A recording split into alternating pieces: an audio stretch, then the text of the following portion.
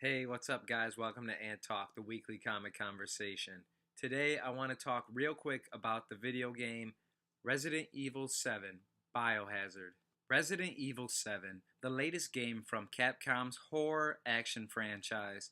Even the most casual gamer is probably aware of the Resident Evil games, and most people are probably aware to some degree of the Resident Evil films. Over the years, the games have gone from a mostly horror origin to more action-based with a horror element, and Resident Evil 7 is supposed to be a big callback to its horror roots. I personally don't have a lot of experience with the Resident Evil games. I did play Resident Evil 5, the only one I completed.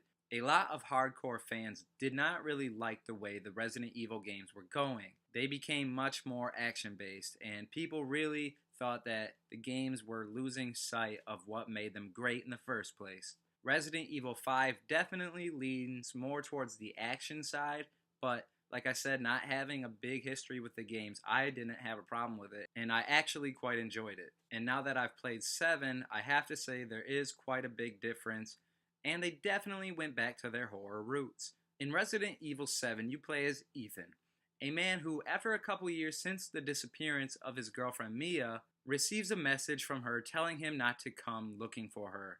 So Ethan listens to Mia's message and he just sits on his ass.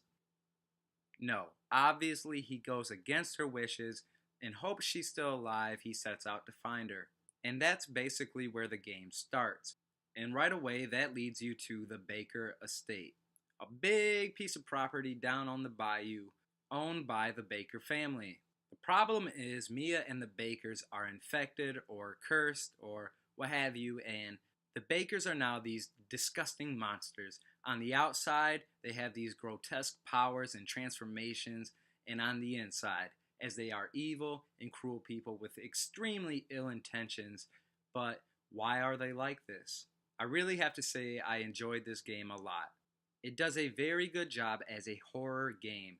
It's in first person, a first for these games, but really it makes you feel more immersed in the game and works really well for this particular concept.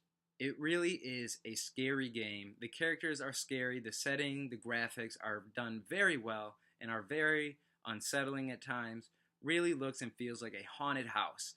The gameplay and story combine to make a genuinely scary experience that if you play in the dark by yourself, it should give you some legitimate jumps. I almost think it's more effective done in this way playing a game, in opposed to a movie. Being in control of the character and not being able to easily anticipate what lies around each corner makes this game a very fun experience if you don't mind being scared. Aside from the first person view, the gameplay is very reminiscent of past Resident Evil games. For example, collecting items, finding things, combining them with other things to make more useful things, and managing your inventory is all familiar. As you progress through the game, you end up collecting more useful items and better weapons, and slowly more and more action is introduced to the game. By the end of the game, there's actually quite a bit more action in figuring things out, but it never quite loses that horror element that was such a strong factor in the first half of the game. The game is a pretty good length.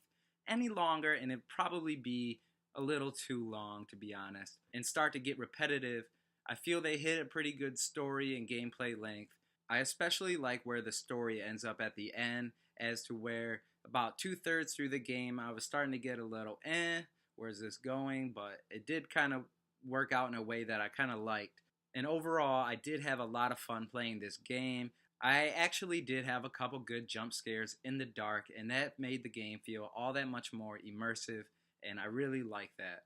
If you don't mind getting scared, I'd definitely say it's worth a try. It's creative and scary, not your typical action game, and that's refreshing.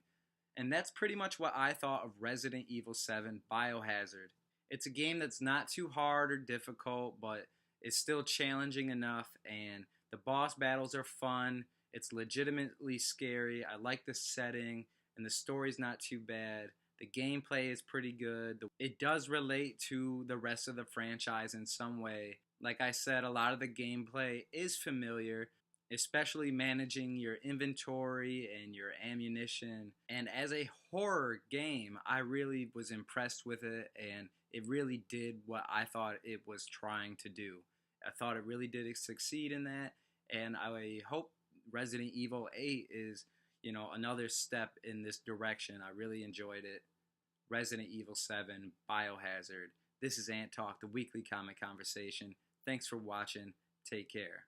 Hey guys, did you like this video? If so, don't forget to give it a thumbs up. If you want to see more of my videos, click right here on this icon to become a subscriber. And if you are a subscriber, don't forget to ring that bell so you can stay updated with all my videos. And if you want to see another video just like this one, click right here. And as always, thanks for watching AnTalk, the weekly comic conversation.